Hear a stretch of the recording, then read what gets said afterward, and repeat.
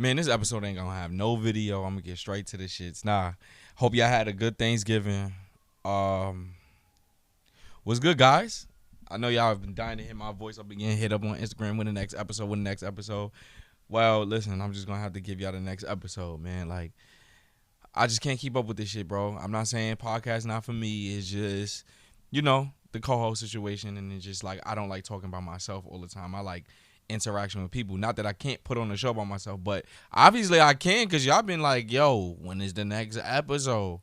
So obviously I could put on a show by myself. I just gotta continue to do it. And sometimes I don't be having the motivation to do it. Like, and that's just me being honest with y'all. Like, me coming to y'all as a real nigga and just saying, like, not all the time I have the energy and effort to do it or the brain capacity. I'm a vegan, so I didn't enjoy my Thanksgiving because all I ate was potato salad. And yes, I broke my veganism by eating eggs, so it is what it is. Where's my notes? Okay, I got my notes. Damn. All right, so I just want to start off this podcast by talking about Instagram activists. Because I'm really fucking sick of Instagram activists. Like, I've had it up to here with y'all, and I've been wrote about, and this ties into Thanksgiving. Every year Thanksgiving comes, you have an Instagram activist that gets on Instagram and tries to tell us that the indigenous people were captured and enslaved and slaughtered behind this. We know the fucking history of Thanksgiving. You don't have to fucking remind us every 25th November for the rest of our fucking lives. If you want to protest and get on the other side of Thanksgiving, I'm with you. I respect your decision. And you don't want to enjoy food and family time, that is fair. But nobody is celebrating Thanksgiving as a day that the indigenous people were slaughtered. We're not purposely doing that. It is family and food time in which you don't get to see family, and especially black households, that your family live down south, your family might live in the other side of the world, and they get at least a week off or some days off or whatever the case may be. So everybody links up at one person's house and enjoy family. My discrepancy with this shit comes from it comes from somebody writing me on why they can't choose no other day. Well, if you choose any other day, you will have to get it confirmed to have off first and foremost. Not our job is to dubbing your shit if you want a week off randomly. Two, if you do a week off, that means your whole family has to get the same week off. Everybody cannot get the same week off. So happened in America, this is a national holiday in America and a federal holiday in America that everybody has off. So everybody links up. This Spanish girl hit me up talking about this bullshit, and I understand where it comes from. But my thing is, it's so counterproductive about you Instagram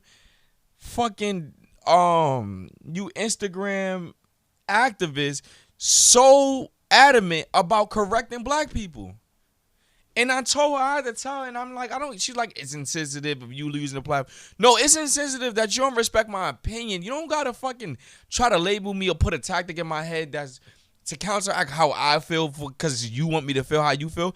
It's all right for me I have a different brain. I grew up different than you. It's all right for me to feel like this.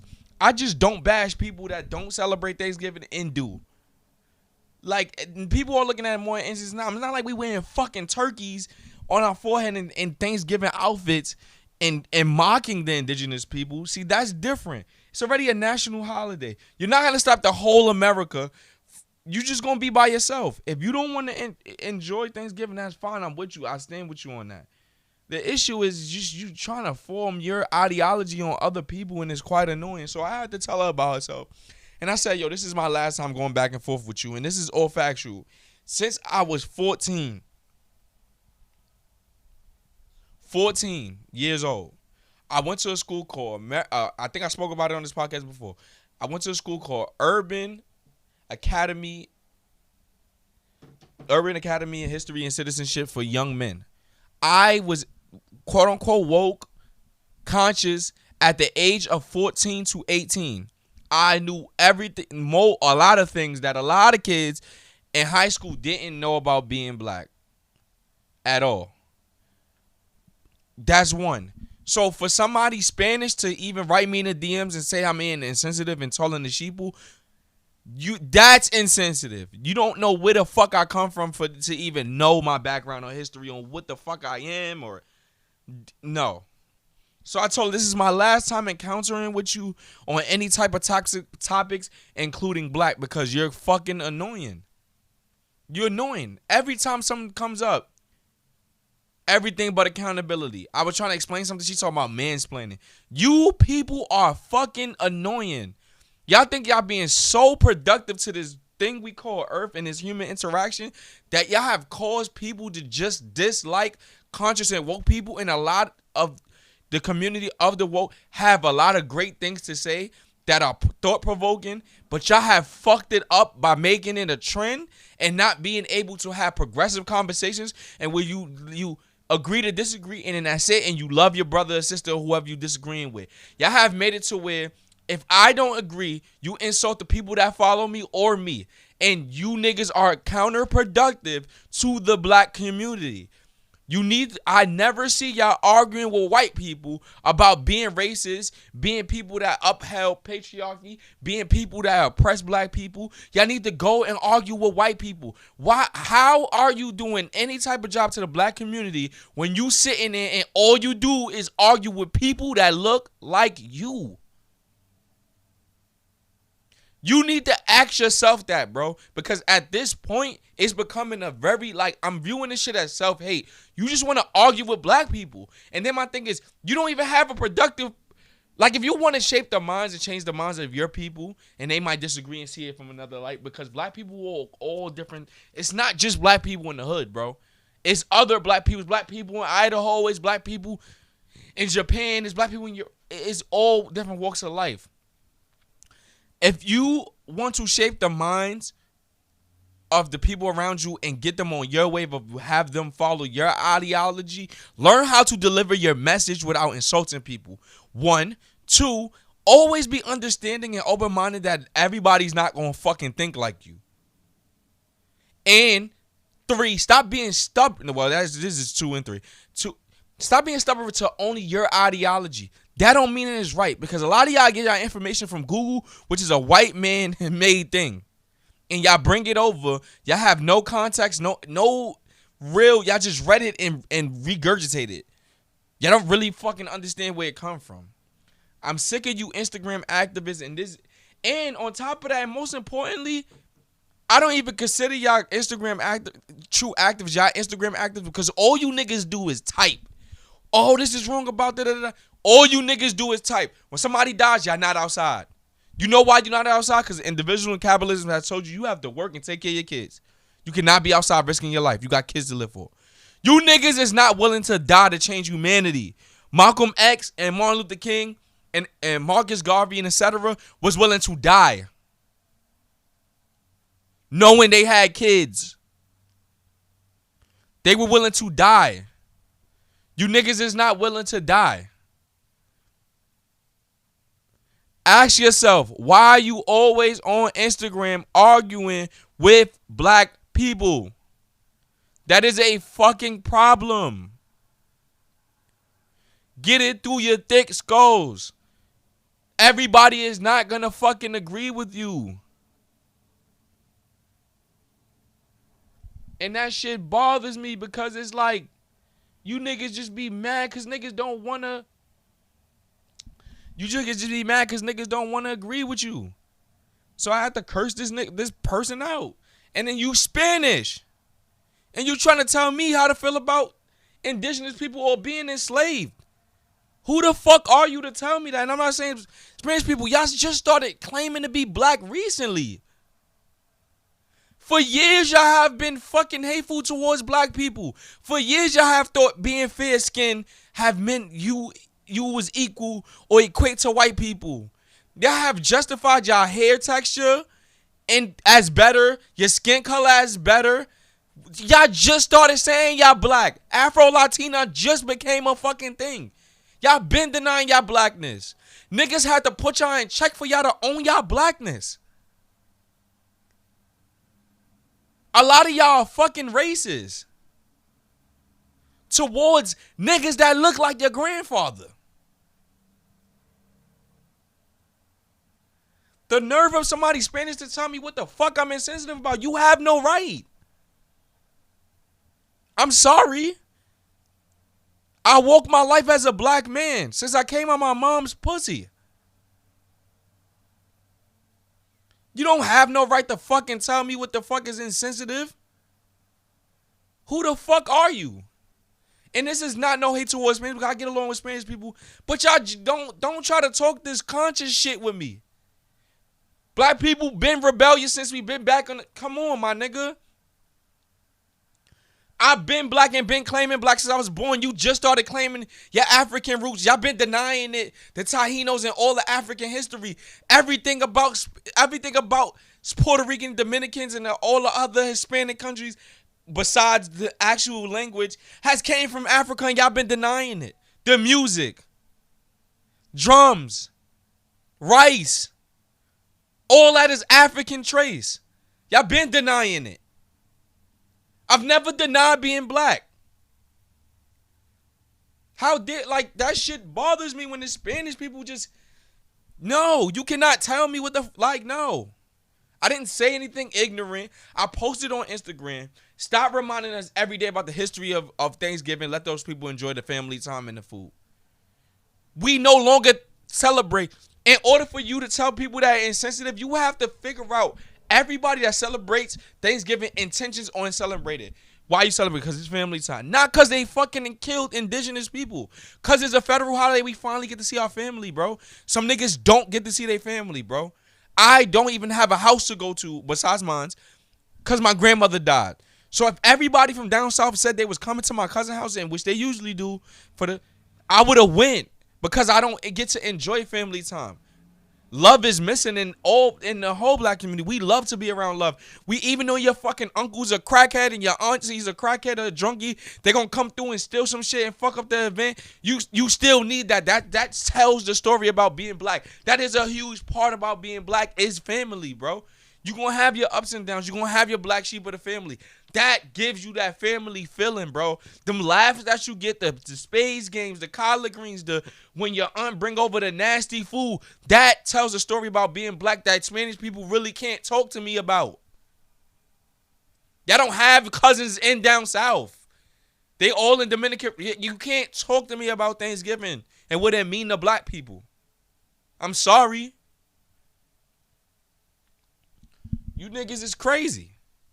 You niggas is crazy. Don't ever, bro.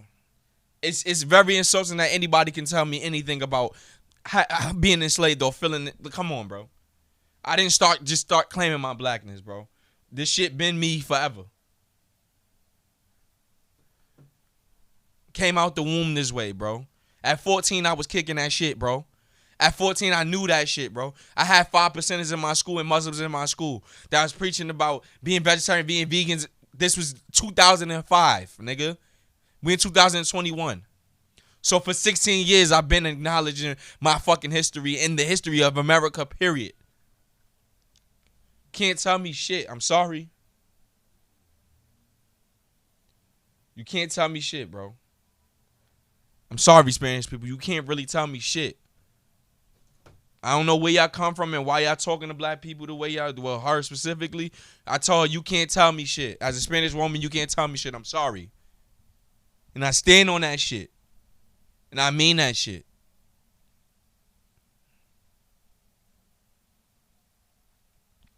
Now, rest in peace, Virgil.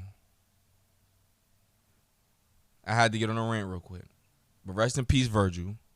Virgil has passed away yesterday. He was 41. He was battling cancer, but he chose to keep it private. He has passed away. I briefly know a few things about Virgil. Virgil is one of the directors at Louis Vuitton. And also one of the big, also the owner of Off-White.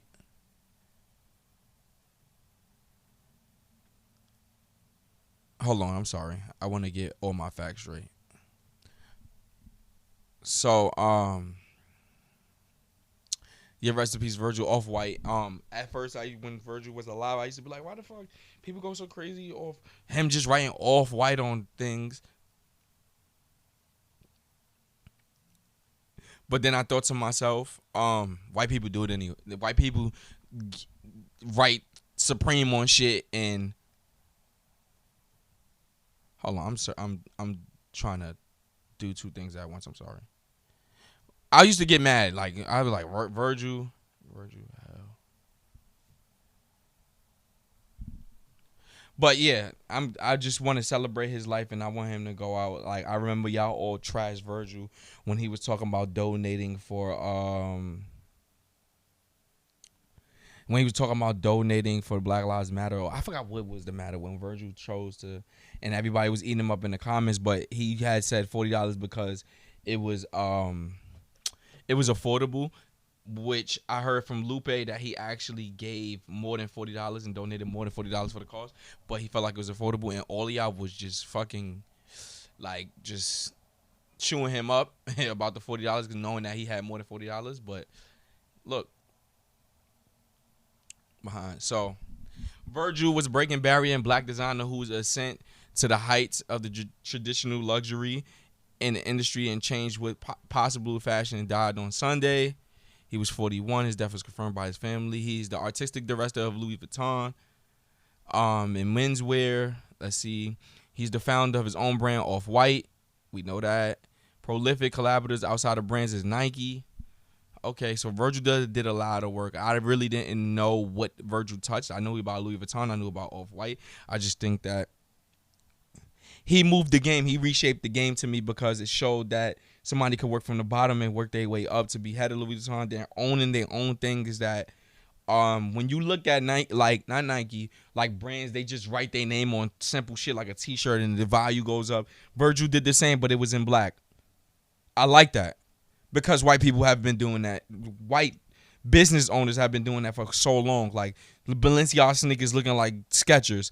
Like it's, you know what I'm saying? It's just they got Balenciaga on them.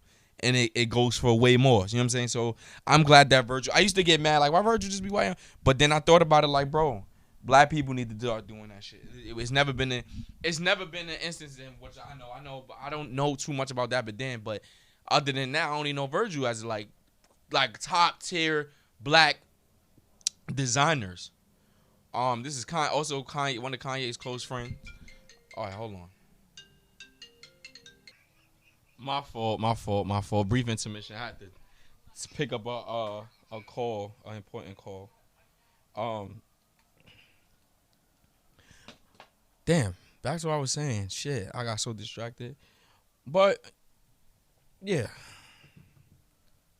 I got so distracted. I got a call that was important, and I just think, let me enforce this. Let me say this: if you are a person that's like becoming more mature and understanding life, set your boundaries.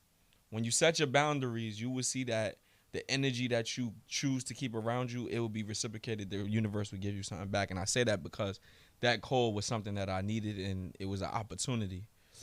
Opportunity I'll later talk about that's very important in my life that will take my next step towards just my career in totality.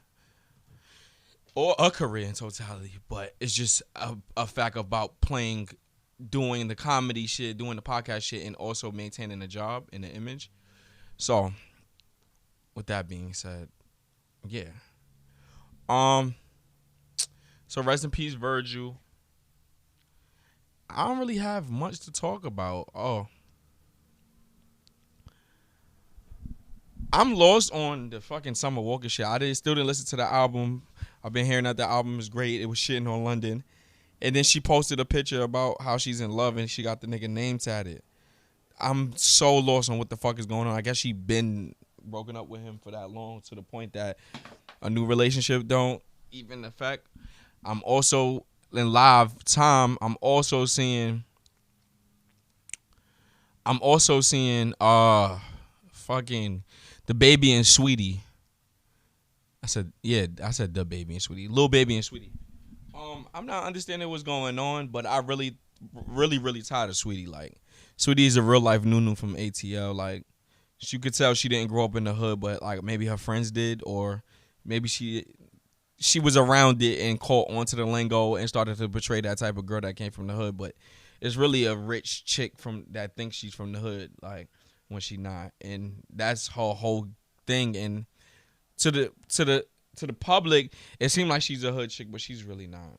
She really not. And there's nothing to hate or glorify for being from the hood. I'm just saying, like, that shit is just crazy to me. So I'm seeing that they Jada and Lil Baby, but I'm starting to feel like, I don't know if y'all been noticing this. A lot of people just pay Lil Baby for the clout. Like I seen like what's this girl name? Benzino daughter, Coley LeRae. I seen her doing the dance for her song with Lil Baby, and I be feeling like they just be using him for clout. They pay him for a post, and then they do it. Just like how Sweetie, nothing was hot with Sweetie, and all of a sudden, like she's seen with Lil Baby and sitting on Lil Baby lap and takes a picture. But the thing is, it's messy because he got like beef with the Migos and shit. I heard that's like it was over 42 Doug and some gambling shit. I'm not gonna go too much in depth about that. So it's like you fucking with an op, and it's just like it's not. That shit is not cool. That shit is very dangerous, and women gotta stop fucking with niggas ops, because that's how you get niggas killed. A lot of men are getting killed behind this op game. You messing with the nigga that he just like or so called have beef with. Like you got 100 other niggas to date, but you choose to date a person he's at odds with. That's very, very, very fucking scary. I don't understand why women do that. And women just need to pay more attention. There's more efficiency. You ain't gotta always hit them where it hurts to get your get back. Get back is not always necessary. Sometimes you gotta let God deal with it. But fucking with an op is insane. Like that's just beyond disrespectful. So Quavo tweeted, "Swap it out." I'm guessing he's gonna go after Lil Baby's baby moms. This whole situation is messy. Like at times, I know a lot of people want to be famous, but it's just like I just view famous people as hood niggas with money. It's just the same shit now. It's just on TV and social media. So now your life is popularized. Like it ain't no different. It makes me not want to go there because it's like the same shit. What am I really getting into? You know what I'm saying? You just become a part of these group of people that got money and to have a stature and have an image to uphold. But the same shit go on in your like the same shit that's just going on in your neighborhood goes on with these people, and that's because we all from the same place. That's all. But it's just messy. Like it's extremely messy, bro. And I'm not for that shit. Can we get into the Astro World shit? Because I ain't really touch on that. I play the position of I'm not choosing sides. I'm not choosing sides because everybody is at fault for this. Because really, you can't control a fucking concert with mad people or a fucking festival with mad people. I think it was very irresponsible for that parent to bring their 9-year-old child to a festival. I think like 14 people were killed or something like that. I don't want to be misinformed. Everybody's at fault. It's not Travis Scott's fault. Now, can he change the direction of how he do his music? Yes, and make it more conscious and safe. But no, they get paid off that. They get paid off of giving us low vibration music that we could dance to, get crazy to, and that's what a Travis Scott concert always looked like. It always will be. And he's at a lawsuit right now, like $1 billion lawsuit or something like that. And I just think everybody's at fault. The people having so many people dead during the festival and it's still COVID. Are all these people vaccinated? Did all these people take a test? I highly doubt it. It should be a maximum of people that could come in. It just should be orchestrated right. You have security guards there to break up fights. It should be also security guards to figure out how much space it is in between everybody, not make sure everybody not on top of each other. You should hire more security in the future. The management, whoever makes the tour, needs to do a better job at securing that. And Travis Scott apology was I don't know what you say in that type of life. If somebody just died at your concert, is it a right thing to say? Did he handle it right? It's all subjective, right? But he could have gave a better and more fluent and not scratching his head kind of explanation or sorrow to the kids. And I see that they're paying for the kid's funeral and stuff like that, but he could have gave a better explanation. I'm not gonna really stone him or criticize him for how he did because I wouldn't know how to deal with that type of shit. To be honest with you, like that's like really traumatizing, not only to the people that seen it, but also to the artists. You would never think your music would make it to do some shit like that when like 5-6 years ago you was in your mom's basement just making music. So it's all subjective, but I just don't think it's just Travis Scott fault. This is everybody thing. Like it's just not Travis Scott fault. I don't know. I guess I'll leave with a therapy thought because I think people like to hear this when I get in my therapy bag. Therapy thoughts is like I said, set your boundaries. Like set and stick to your boundaries no matter the reaction of the people that don't understand it. It might not resonate now, it'll resonate later sometime. That the boundaries you set are important to your sanity. Do everything to protect your sanity. You ain't got to disrespect, but you have to briefly tell people that, listen, you do not have this access to me. No matter the reaction, if it's better for you and it's protecting your sanity, do so. I'm not suggesting everybody go get therapy, but please find somebody to talk to who says suppressing your issue, your trauma. Please talk about it, but so you can learn better yourself. You can learn yourself better and learn why you react to certain things this way and that way. So you can set your boundaries because I'm telling you as an example, I set my boundaries this year and everything good has come out of it. Haven't nothing crazy bad to me. I've had like minor illnesses like pink eye, fucking sinus infection, but I've never had like COVID or a major injury. Yes, deaths in my family and stuff like that, but it's not as frequent. And stuff like that. Like I think my cousin died earlier than a year. My condolences to her. Not saying I'm not being insensitive to that, but I'm just saying with relationships with me and women, it's not like too dramatic. It's things we could talk about. It's things that we can move on from even if we depart. It's nothing dramatic that happened to me. Nothing but good shit been happened to me. And more importantly, y'all have been reaching out to tell me to do more podcasts. More importantly, y'all been just being very, like, even in the shadows, y'all was being very supportive of me, and I appreciate all of the listeners for that. I don't want to promise y'all, but I'm gonna give y'all another episode. I also want you to subscribe to the YouTube. Please subscribe to the YouTube, Corey Cash TV. When you see this podcast pops up, go rate it 5 stars on Apple Music so I can pop up in the algorithm. Let's get this shit going. Like, put me at number 1. Put me at top 10. Put me at top 25. I don't give a shit. Put me in them charts so my podcast is recommended so we can get this thing going. We get more episodes, better guests. I could produce more content. Follow me on Instagram, Corey Cash TV. So also support me, man. Stay blessed, man. That's all I gotta say.